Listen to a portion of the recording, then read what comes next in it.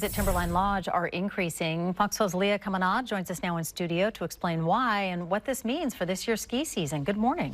Good morning, Kim. We're taking a live look now of Timberline. You can see there's already snow on the ground there. And these price increases are a result of a story we've been following for years. Since 2014, actually, when a state Supreme Court ruling found recreational waivers are virtually unenforceable, putting liability for outdoor recreation heavily on businesses, not customers.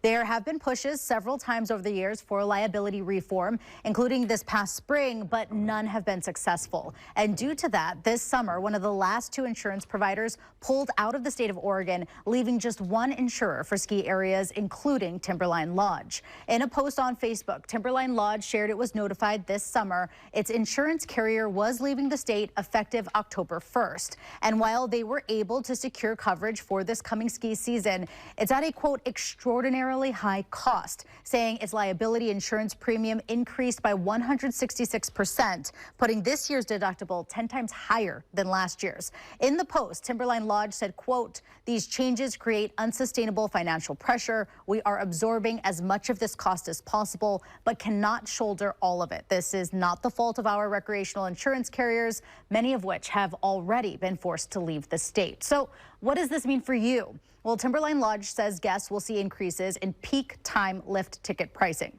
Tier 2 season pass pricing, and summer ski products, and goes on to say that without long-term solutions, the impacts will include continued higher costs, reduced offerings, and diminished opportunities. And while we are heading into winter sports season, so of course that is top of mind, this impacts all recreation throughout the state of Oregon. So in the summer and when the weather gets warmer, think things like recreation out on the lakes, hiking, and more. This last legislative session, House Bill 3140 and Senate Bill 1196 were not advanced.